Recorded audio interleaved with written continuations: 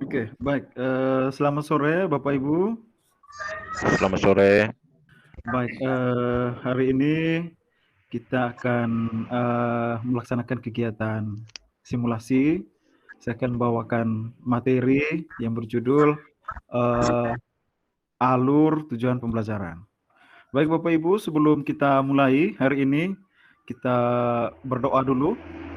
Saya minta salah satu orang untuk memimpin kita dalam doa.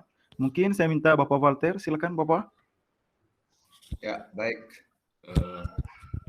Teman-teman, sebelum kita memulai kegiatan sore ini, kegiatan kita dengan doa. Doa kita sama-sama mulai.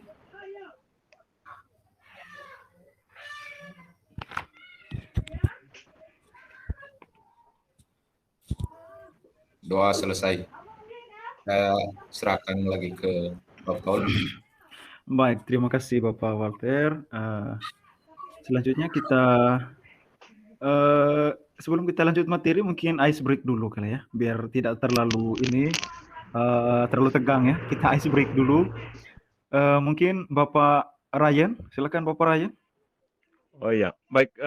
Selamat pagi, selamat sore, Pak Paulus, Pak Eduardus, selamat dan sore, Pak Bapak. Walter. Ya, supaya kita lebih cair dan suasananya tidak terlalu tegang. Jadi, mari kita ikut ice breakingnya saja dulu. Ice breakingnya simple saja, Bapak. Oke, silakan. Nanti kalau saya sebut angka 1, Pak Walter angka 2, Pak Eduardus sebut lanjutnya angka 3, terus Pak Paul angka 1 lagi. Nanti gantian begitu. Sampai 4 kali. Siapa yang salah nanti kupingnya dipegang itu, Bapak. Iya. Oke. Misalnya saya 1, lanjut Pak Edu, Pak Walter. 2. Ya, Pak Edu. Pak Edu, silakan. Kasih unmute dulu, Bapak. 3. 3. Iya, Pak Paul. 4. Pak Paul pegang kupingnya. Dia hitungannya 1 sampai 2, 3 saja. Oke. Nanti Berarti kembali ke angka 1 begitu. Oke, baik Bapak. Aduh, biasa ini. Nanti selama 4 kali, Bapak. Oke. Selama 4 kali. Sudah siap ya? Bapak. Ya. Siap, Bapak. 1. 2. 3.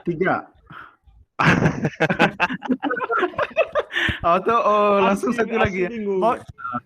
Disebutkan dulu Bapak namanya.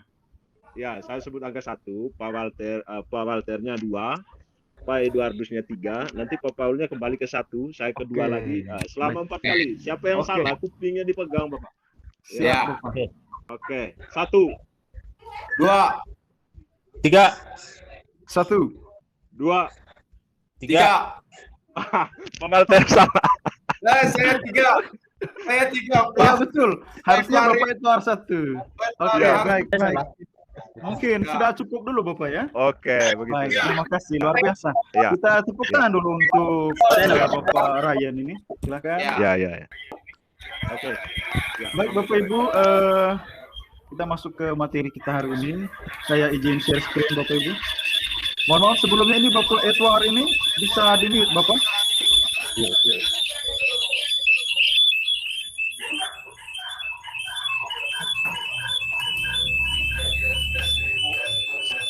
Yang satu lagi Bapak Sebentar.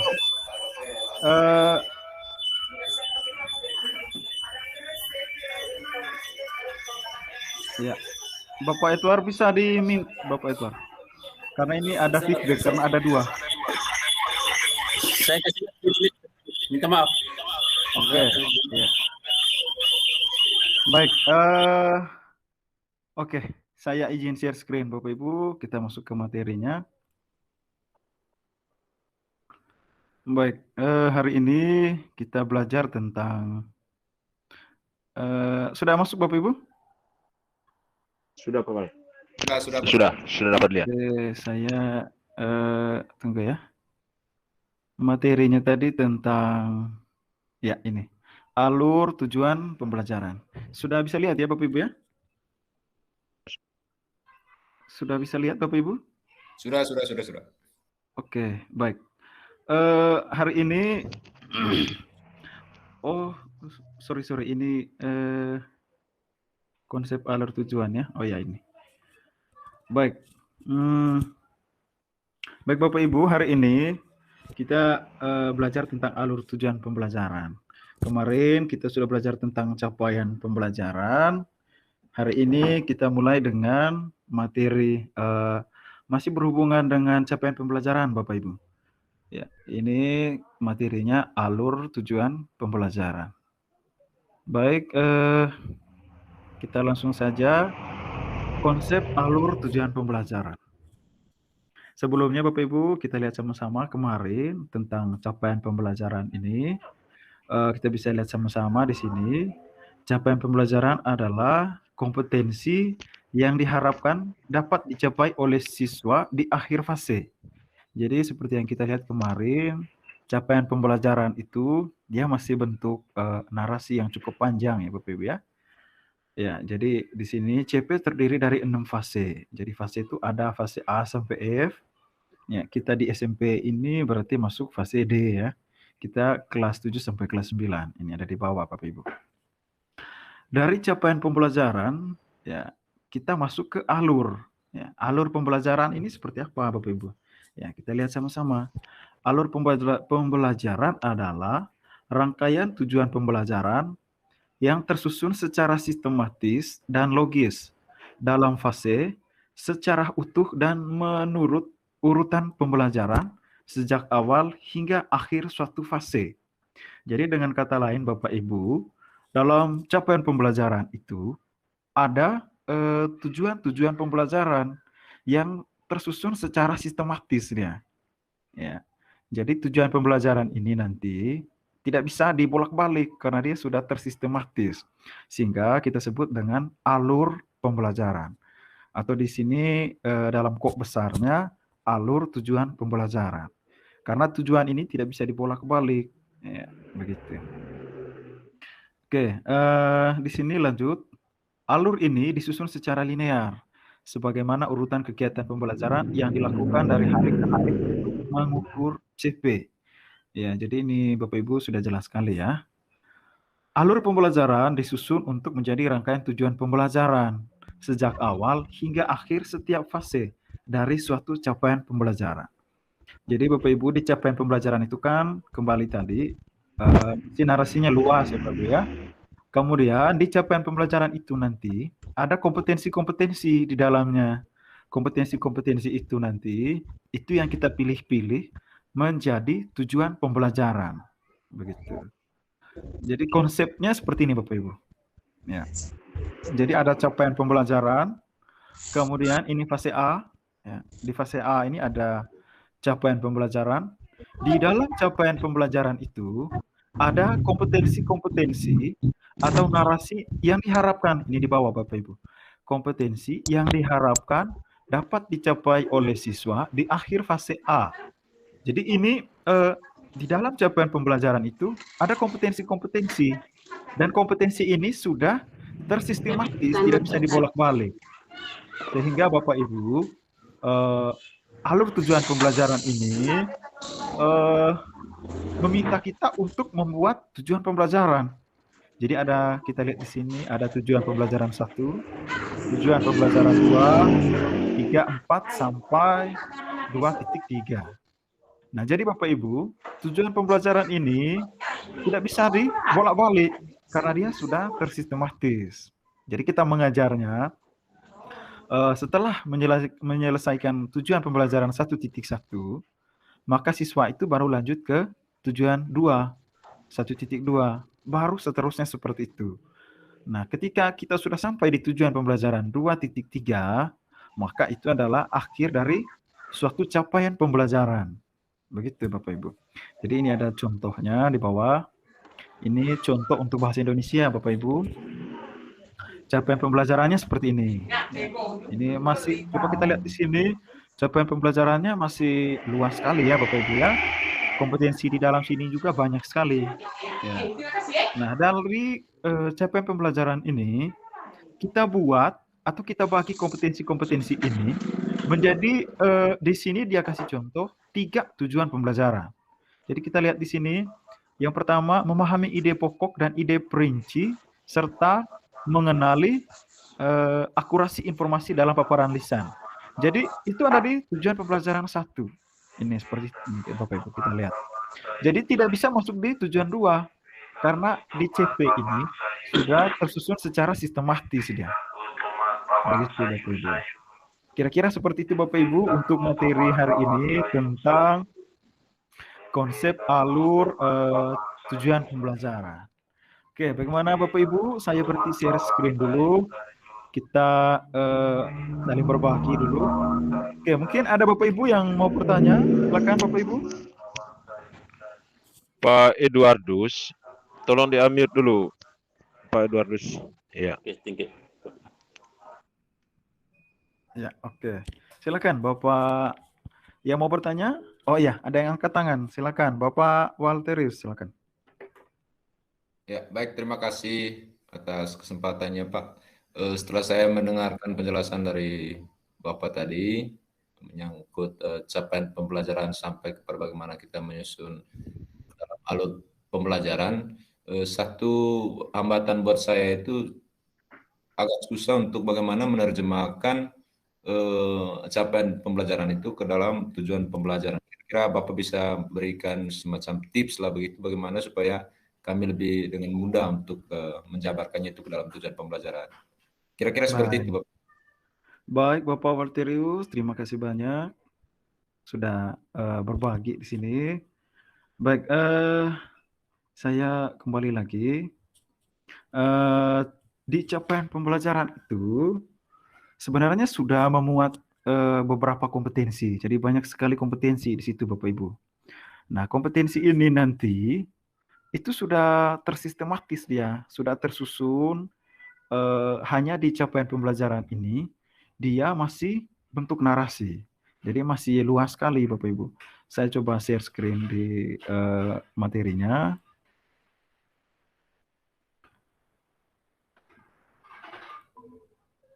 Oke. Sudah bisa lihat Bapak Ibu? Sudah bisa lihat? Oke. Sudah, Pak. Kita kembali ke contohnya. Ya, ini ada contoh. Di sini contohnya untuk saya ambil contoh untuk bahasa Indonesia ya Bapak Ibu ya. Jadi di sini coba kita lihat capaian pembelajaran di kolom atas ini. Itu sudah bentuknya masih narasi yang cukup luas sekali Bapak Ibu. Jadi ini ada beberapa kompetensi di dalamnya. Jadi pokoknya banyak lah. Yang pertama ini misalnya memahami ide pokok, ide perinci, mengenali akurasi informasi, paparan lisan, dan lain sebagainya. Yang kedua, kita lihat dari sini, belajar juga membaca dengan fasih dan memahami kata-kata baru, konteks spesifik, dan lain sebagainya. Yang ketiga di bawah, belajar menuliskan tanggapannya ya, terhadap bacaan menggunakan pengetahuan yang diperolehnya. Nah, kemudian ini adalah kompetensi yang diharapkan untuk satu capaian pembelajaran. Jadi kompetensi ini seperti bahasanya tadi di atas itu sudah tersistematis, Bapak Ibu. Jadi tidak bisa dibolak-balik. Nah, kita sekarang masuk di tujuan pembelajaran. Di tujuan pembelajaran ini kita tinggal mengambil kompetensi-kompetensi yang sebenarnya sudah ada di capaian pembelajaran. Tetapi tentunya Bapak Ibu, dalam menuliskan tujuan pembelajaran itu yang kita perlu pahami bersama, ada prinsip-prinsip ya dalam menyusun tujuan pembelajaran itu. Ada prinsip yang kita sudah pelajari bersama itu ada 3. Ada kompetensi, ada konten, dan juga ada variasinya.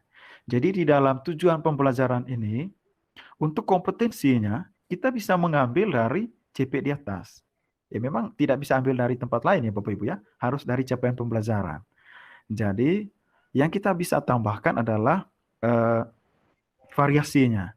Kira-kira untuk memenuhi kompetensi yang ada di atas, kira-kira kita bervariasi atau kita menuntut, variasi ini kan menuntut kemampuan berpikir dari siswa, kemampuan berpikir tinggi, berpikir kritis, pemecahan masalah. Jadi kira-kira di tujuan pembelajaran ini kita buat atau kita susun sedemikian rupa sehingga tujuan pembelajaran ini masuk dalam 3 prinsip tadi. Ada kompetensi, konten, dan variasinya. Jadi saya pikir seperti itu gambarannya, Bapak Walter. Sedikit gambaran dari saya, Bapak Walter. Baik, terima kasih Bapak Walter, luar biasa sekali. Satu pertanyaan lagi ya Bapak Ibu ya. Oke, baik. Bapak Robertus ya nih ada angkat tangan. Silakan Bapak. Oh ya, baik. Terima kasih Pak Paulus waktu yang diberikan. Ya, Jadi silakan Bapak. menarik sekali apa yang sudah dijelaskan oleh Pak Paul tadi berkaitan dengan capaian pembelajaran. Terus terang kita di sini kan ada 5 orang yang jelaskan mengasuh mapel yang berbeda-beda, Bapak. Jadi kalau Pak Paul, Pak Walter mungkin sama ya. Ya, betul Bapak. Pak Eduardus, jadi saya dengan Ibu Veronica kan berbeda-beda. Jadi di sini yang saya mau tanyakan nih Bapak, bagaimana implementasinya dalam pembelajaran mapel yang Bapak bawa dalam capaian pembelajaran ini. Itu saja Bapak. Baik. Terima kasih Bapak Robertus. Bapak Robertus ini minta dicontohnya untuk matematika berarti ya Bapak ya? Iya, iya. Karena ini kan mapelnya Bapak ya. Ya, matematika. Baik, betul sekali Bapak. Saya coba lihat dulu untuk materi matematika, capaian pembelajarannya. Iya. Tetapi begini pada intinya, untuk capaian pembelajaran itu, nanti kita tinggal, ini kan capaian pembelajaran ini Bapak Ibu dari pusat ya. Oh iya. Ini dalam pengaturan kurikulumnya, untuk capaian pembelajaran itu disampaikan dari pusat. Nah, tinggal kita untuk alur tujuan pembelajaran, itu nanti yang kita lihat dalam di satuan pendidikan masing-masing lah, seperti itu Bapak Ibu. Nanti ini yang kita buat. Iya. Jadi saya ambil contoh misalnya matematika. Saya coba share screen ya Bapak Ibu ya.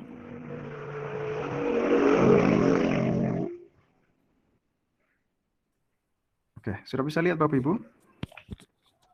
Oh ya, sudah. Jadi sudah, Bapak. Ini adalah capaian pembelajaran dari matematika. Ini capaian pembelajaran matematika. Jadi ini fase A. Kita langsung saja ke fase B karena fase D itu yang SMP ya Bapak Ibu ya. Oke, baik Bapak Ibu. Ini adalah fase D untuk matematika. Jadi di setiap fase ada elemen Bapak Ibu. Ada elemen, kalau matematika ada bilangan, ada aljabar, ada pengukuran, ada geometri, dan ada analisis data dan peluang. Jadi Bapak Ibu, hanya ini saja yang disampaikan dari pusat Bapak Ibu. Nah, kita lihat di sini. Untuk capaian pembelajaran misalnya kita ambil bilangan Bapak Ibu. Di akhir fase D untuk bilangan ini, kita lihat di sini. Peserta didik membaca, menulis, membandingkan bilangan bulat.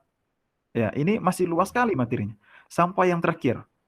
Jadi maksudnya di sini, alur tujuan pembelajaran itu Bapak Ibu, kompetensi yang ada di dalam sini, yang ada di capaian pembelajaran ini, itu sudah disusun secara sistematis. Jadi maksudnya begini Bapak, coba kita lihat. Yang di bawah ini ada, ini. Mereka dapat memberikan estimasi pikiran hasil operasi aritmatika pada bilangan real. Kita tidak bisa ambil ini yang di bawah adalah tujuan pertama. Tidak bisa Bapak Ibu. Karena kan jadinya tidak sistematis. Kita ambil yang dari atas. Ini adalah tujuan pertama, tujuan kedua sampai ke bawah, dan ini yang terakhir, tujuan kelima atau keenam misalnya yang terakhir ini. Jadi tidak bisa ambil yang di bawah yang menjadi tujuan satu. Karena Bapak Ibu, kompetensi yang ada di dalam sini itu sudah tersusun secara sistematis sesuai dengan perkembangan anak begitu. Jadi tujuan pembelajaran di alur ini kita ambil kompetensi yang di sini. Misalnya peserta didik membaca, menuliskan dan membandingkan bilangan bulat, bilangan rasional, bilangan desimal, bilangan berpangkat dan bilangan berpangkat tak sebenarnya. Misalnya saya ambilkan itu ada kompetensi untuk tujuan pembelajaran 1. Tinggal nanti di tujuan itu kita tambahkan karena kita ingat bersama ada 3 aspek, 3 prinsip itu, 3 aspek yang perlu kita ingat dalam tujuan pembelajaran. Ada kompetensi, ada konten, dan ada variasi.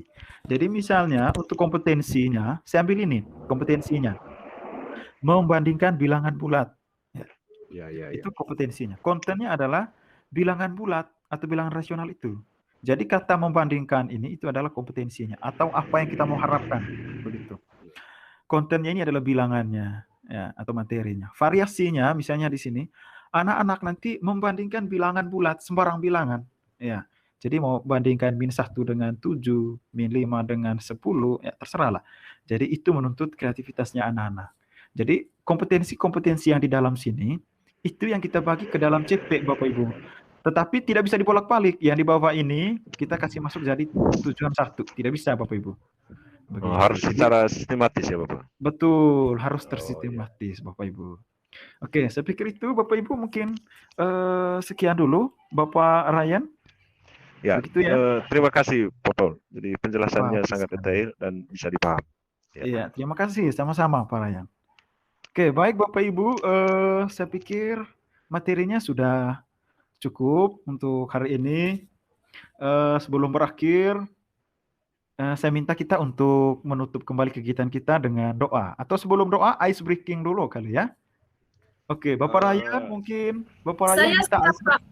Oh iya, Ibu Feni. Silakan Ibu Feni, ice break-nya Ibu Feni. Ya, Silakan Ibu.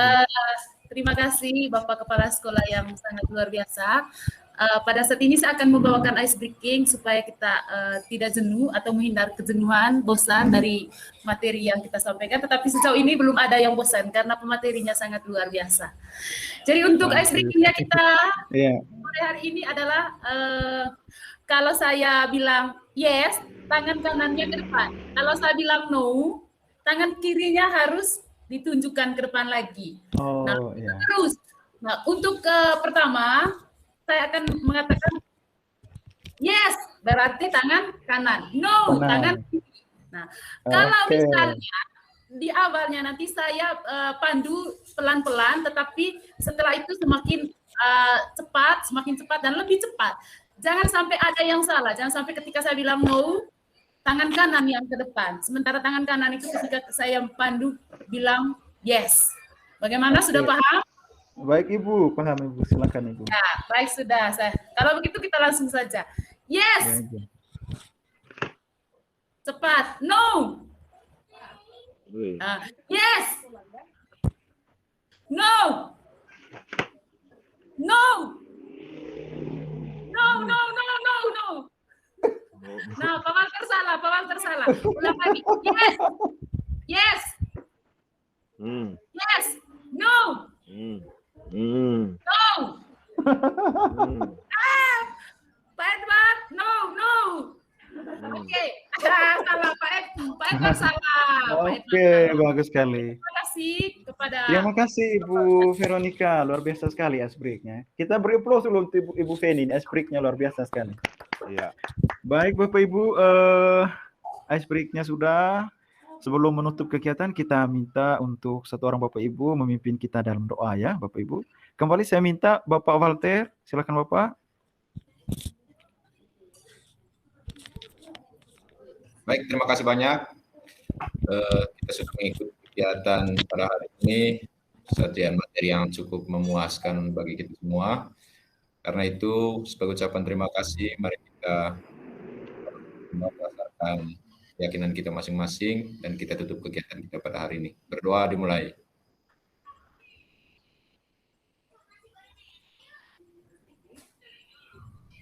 Berdoa selesai. Baik, terima kasih Bapak Walterius. Dengan demikian kegiatan kita hari ini sudah selesai Bapak Ibu. Penyampaian materi saya sudah selesai. Mohon maaf kalau masih ada yang dirasa kurang Bapak Ibu. Nanti kita besok bertemu lagi dalam materi yang berbeda. Terima kasih banyak. Luar biasa sekali semangatnya hari ini Bapak Ibu. Terima kasih banyak dan sampai jumpa Bapak Ibu. Iya, terima kasih Pak Walter. Oke, baik. Karena ini kita lanjut, berarti sekarang yang kedua Bapak Walter ya. Oh iya, oke. Silakan Bapak Walter. Pak Paul yang rekam. Iya, ini lanjut Bapak sementara ini. Ya. Baik teman-teman yang saya hormati, selamat sore. Selamat sore Bapak. Sore Pak Paul. menemui walaupun dalam dunia virtual ini teman-teman masih dalam keadaan sehat walafiat. Ya. Baik, hari ini kita akan membahas materi tentang prinsip pengembangan kurikulum operasional di satuan pendidikan. Ya. Nanti tujuannya supaya semua kita peserta yang mengikuti kegiatan ini bisa memahami ya kira-kira seperti apa prinsip kurikulum operasional di satuan pendidikan itu, dan pada akhirnya kita kemudian bisa mengembangkannya secara mandiri